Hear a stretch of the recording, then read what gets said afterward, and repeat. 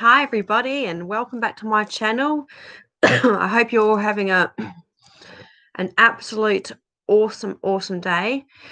So, I have come back on today, as I said in my last live, that I was going to talk about the codeine addiction I had.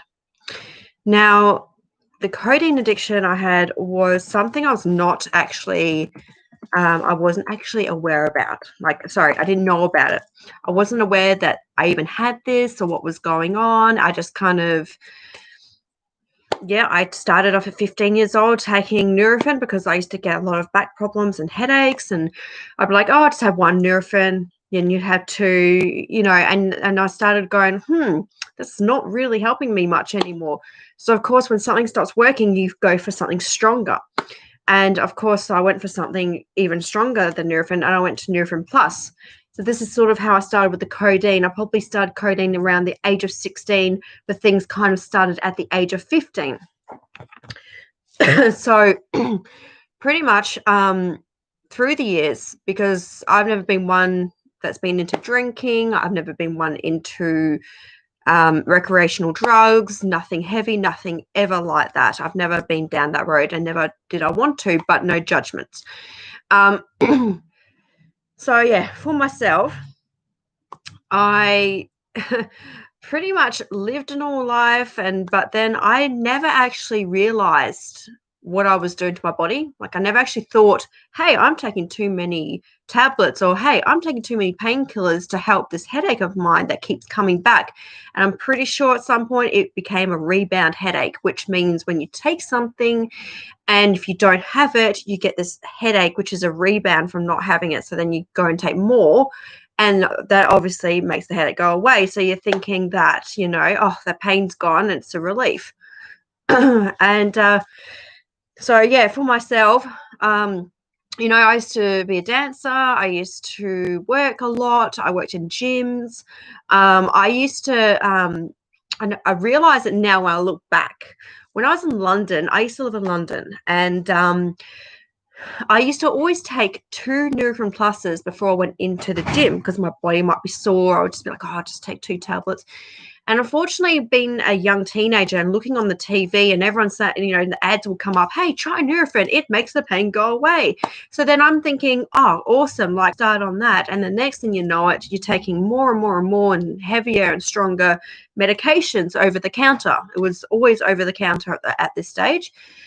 And I actually look back and ask myself, how did they not ever ask me, hey, do you have a addiction to codeine? Never once did I get asked. And that's through being in Australia, that's in England. Like when I was working in the gym in London, I used to go over to the chemist, I reckon at least once a week easy to get the same thing, which was codeine. And never once did I have any of the pharmacists or any of the workers there ask me, hey, you've been taking a lot of codeine. Are you okay? Do you have an addiction? No one ever brought it up. So I never thought anything of it. I just thought I was helping my pain, get rid of my pain, and that was it.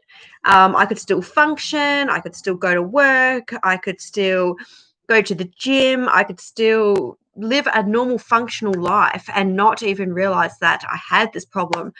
Like I said, I never got into the drug scene or the alcohol scene. So I was very lucky in that respect. Like I said, no judgment though. But for me, I guess it was a pretty huge shock when I realized that I did have an addiction. It was a massive shock to my system. So my story isn't quite as easy as saying, hey, I took codeine, I had an addiction, and I weed myself off it. The doctor told me, and then bam, it was hard and I got through it. My story is a lot more complicated than that. It's not so black and white and simple. So when I was back in 2017, so that's what 3 years ago now, or almost been 3 years since the situation. I had gone to Philippines with my partner, and over there, unfortunately, I got really sick, and I found out weeks later that I actually had a parasite, and this parasite was pretty nasty. Let me tell you, it was really, really nasty. So for myself, I ended up taking these antibiotics to kill the parasite that I had. It was called an amoeba. And yeah, they make you feel very, very, very sick and very fatigued and low energy. It's, yeah, I highly recommend don't try going through that. And I ended up going on antibiotics, not once, not twice, but 3 times. And I mean strong antibiotics, not this light stuff, like really strong. And I just all of a sudden started being sick and not feeling right, had these headaches coming on like no tomorrow. And I thought, okay, we better go to the hospital. I went to the hospital. I got into emergency. They end up giving me a drip. And I thought, all right, cool. I'm starting to feel a little bit more vibrant. So, oh, maybe it's just I'm dehydrated or, something's going on. So I thought nothing of it. And then I ended up feeling even more sick a few days later. I thought, nah, something's still not right. So I went back into the hospital, but I went into a private hospital where I got attended to a lot quicker. And so pretty much they took me in straight away, pretty much within 5-10 minutes. And I ended up getting an ultrasound down there, obviously come from the parasite. And yeah, I pretty much they had all the doctors, all the stomach doctors come in, they looked at me, they checked, and everything looked fine. And we were just like, my head was just like, what is going on? And then right near the end of my stay, I started getting this horrendous migraine, like not just a headache, a horrendous migraine. And I just thought, oh, my back's not aligned. It's obviously out, or something's just, needs to be clicked back in. That's what I've always done. And I thought, she'll be right. I'll be fine. I'll get through this. So with the migraine, I ended up having the day I was leaving, the neurologist came in and he said to me, hey, we want to keep you in for like a few days. My computer's doing flashing. I'm really sorry, guys. It's really frustrating me, actually. Hopefully it stops really soon because it's annoying. Thank you. Sorry, guys. Anyway, so back to the story. So the neurologist came in and he said, look, I want you to stay for a few days. I want to kind of, it's still looking a bit weird. There we go. I don't know what's going on, guys. I do apologize. And yeah, he said, I want you to stay in. I said, no, I'm feeling better. But I was on endone. So, of course, I'm feeling better. I'm more loose and like, hey. So he ended up giving me these migraine tablets. And I ended up taking these migraine tablets and they did nothing for me. If anything, I was probably more scattered. And more out of it. And I thought, what is going on with me? And then I pretty much ended up in ER again. And they gave me a migraine drip, like a drip that helps with migraines. And I was knocked out for 24 hours. I think I slept for 20 hours because it knocks you out. And they said that's quite normal. And then after that, the migraine still came back. And I was like, something's got to be done. I'm over this. I'm really, really over this. So anyway, so what I did from there, we went back in the hospital. The neurologist did everything he possibly could. I had a lumbar puncture. If anyone's had a lung puncture, it's worse than epidural. It hurts. And you've got to lay straight for 4 hours because if you get up, you can have a chronic migraine or your back can be really sore. So you've got to lay straight, like just laying up, looking at the roof for 4 hours. So I had a lumbar puncture. I had MRIs. I had MRIs from the head, from the neck, the back, you name it. I had it all. And he goes, look, we found something minor. You got some bulging discs and stuff like that, but you don't seem to have anything major. And I thought, well, why have I got these migraines? They're not leaving me. And I felt so sick consistently. Like I wanted to be sick all the time. And they just kept giving me, and what they did was, this is where Catch-22 happened. This is when I think I sort of went, this is weird. They gave me Panadeine Forte. And usually Panadeine Forte I'm okay on because obviously without realizing I was a codeine addiction, but I didn't know about it yet. And they gave me these codeines, 2 tablets, and I felt like sick taking them. And I thought, oh, okay, I've never felt like that. But, one thing I'll say, in the hospital, all the hospital stays that I've ever been in, they have never, ever, sorry, I have to ignore that. They have never even said to me that, hey, do you have an addiction? Is there anything you're hooked onto? And they never asked me that. So I really think that if you're in the hospital with this kind of symptoms continuing, they probably should ask you, but they never did. So anyway, my mum ended up coming over, and she ended up coming over looking after me. And on my second stay, they were going to give me an infusion over 3 days. So infusion within 3 days to help me see if this headache would go. And what they did, the nurses absolutely overdosed me. They gave me the 3-day fusion in 5 hours. 5 hours. You're lucky I asked them to cut down at least down to a quarter of what they were giving me, because I'm a lightweight and I get very sensitive. I ended up so unwell. If I had the full dose, I probably would have ended up in ICU, to be fair. But luckily I didn't. Anyway, so I got through that stage. Mum pretty much stayed with me in the hospital till the end. And then Mum's like, look, I need to go back to Perth. She had to go do a few things. And I was like, I can't stay here. I'm not well. And so she said, because these migraines, they just wouldn't uplift. And she said, come back to Perth with me and, I'll look after you and we'll figure out what's going on. I thought, okay. So I went back to Perth with my mum with this horrible migraine. And I started being really sick. Like, I was throwing up probably almost every single day, because I ended up staying with my dad on the weekends as well. And it was weird. Like, my brain was telling me some pretty weird stuff. Like, I thought I smelled smoke. And I'm like, and I wasn't typing properly. Like, my partner even said, like, I don't know what she's talking about to me. She's like, I was going loopy. Like, something was seriously wrong. And I was like wanting to take Panadol like all the time.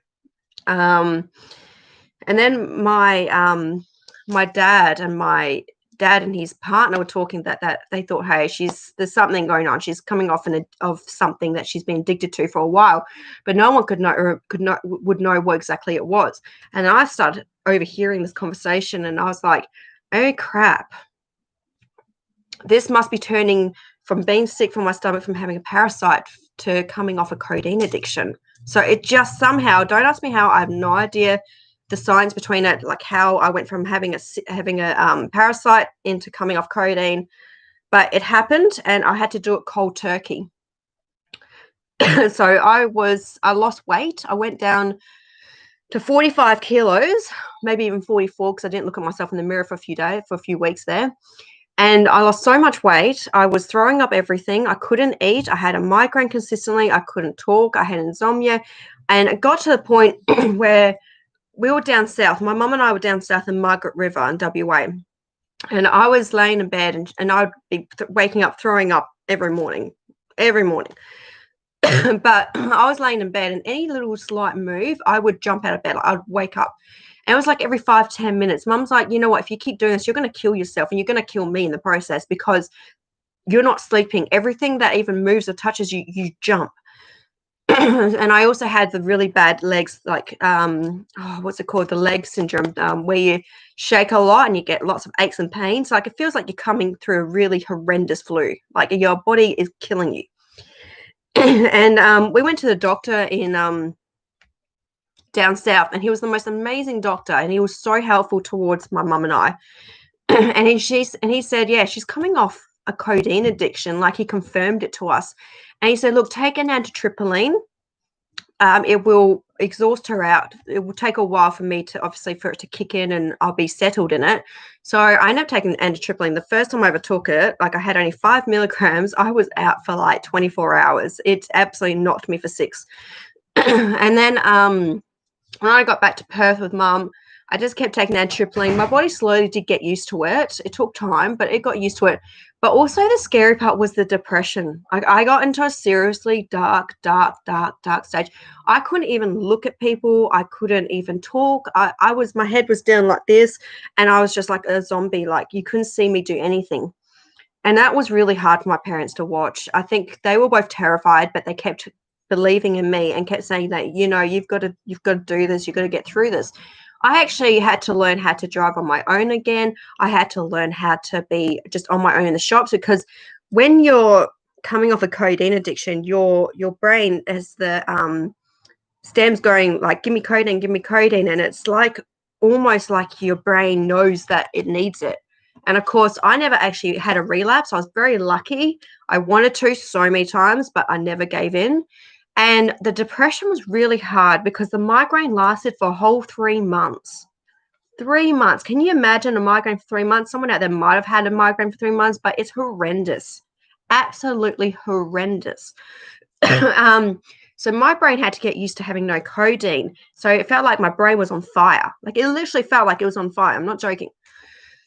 And I had a pain doctor who gave me answers that no one else could do, not even the doctors, not no neurologist. He had the answers for me for when I felt like I didn't understand and no one else did. So he was really helpful, and I had him in Perth. I'd known him for a while too, and he really helped me with my mental health as well, coming through all this. But yeah, it's just the depression was, the darkness was hard. It was really hard because I didn't want to talk to anyone. I just wanted to sleep all day. I had to get forced to get up in the morning to go to the beach. Like it was, yeah, it was very scary. I recommend never. And this is like codeine's an opiate,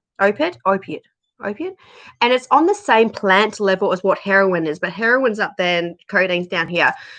So I can't even imagine coming off a full hardcore recreational drug and how hard it must be for people who have done it or doing it. I take my hat off to you. Codeine was like hell. I didn't take anything to wean myself. I did it flat straight, cold turkey. I was very sick for 4 weeks. I was on can't even speak. I was on watch, as in, I can't say it for some reason right now. I apologize. My tongue's getting twisted with it. But I was wanting to hurt myself or even worse, be a suicide. I can't even say it, to kill myself. Oh my gosh, why can't I say it? Anyway, so it was really scary. It was really scary times, and my parents were freaking out because, you're watching your daughter go through this. It's not very fun. It's freaking scary. Like, yeah, I couldn't imagine what it was like for them on the other side. But eventually, day by day, step by step, things got a little bit easier. After the 4 weeks, I started slowly eating a little bit by bit again. I was at 49 kilos when I decided to go back to the gym. And I remember being at the gym and people looking at me and probably talking about me. And I'm thinking, well, they don't know my story. They don't know who I am. I don't care what they think. I want to get my fitness back up slowly and steady, because you don't want to jump into anything too quick, otherwise you go back down to square one. So I decided, right, I got a personal trainer. I told him my story and he was amazed. He went, oh my gosh, and you're in the gym here, picking yourself up, doing the best thing for you and not worrying about what other people say or think about you. And I said, that's exactly right. That's why I'm here. So that's what I did. And I started being at the gym. And in the same time of coming off the codeine, my grandfather at the time, he had a major stroke and he ended up in hospital. And we thought he was going to actually get through it. And 3 days after his 90th birthday, he ended up passing away. Like, we saw him literally fade away. So that was really hard, but I don't regret it, because if I hadn't said my goodbyes, today I think I would have gone, I really wish I had. So even though it was so mentally hard on me and it was so emotionally hard for me too, I don't regret it. And I know he was very proud of me. I was there every single day, apart from I think 2 days out of the whole 2.5 weeks he was there. I sat by him until the end with my mum and my brother. So yeah, so a lot of things have happened through that time. But the hardest thing is when you get that feeling of wanting just to go back on it, because you feel like it's easier than going through all this horrible emotional roller coaster. The physical side is really hard as well. But once you get through it, you finally feel like the headache's uplifted. It felt like a fog just uplifted and the sun was out again. I've been clean now for almost very, very close to 3 years now, which is great. And I've had amazing support with my mentor, who I met just after I went through all this, and he has uplifted me from all of this and made me a stronger human being as who I am now today. So, guys, don't be ashamed if you have an addiction. There's plenty of support and help out there. If you don't have friends or family, there is support in the hospitals. They will help you get through the stages. You can talk to your doctor, you can have a therapist and talk to them about it and find out what's the best step for you because everyone's different. So I just want to say that if you're going through anything or you have gone through something or you're going through it now or you might be, don't be ashamed to put your hand up and ask for help, and don't be ashamed to say, hey, I have an addiction, but I'm on the right track, on the right path to get my self-support and help that I deserve and need. Because we all we don't make mistakes. We are just learning and growing from each wrong decision that we have decided to make. So don't be hard on yourself. Be kind to yourself. Love yourself. And just remember, you're human as well. And it's okay to make mistakes. And it's not mistakes, but make wrong decisions. So I just want to say to anyone out there that is going through anything like this, I give you my love and my support out to you. And hopefully if something in this video has connected with you.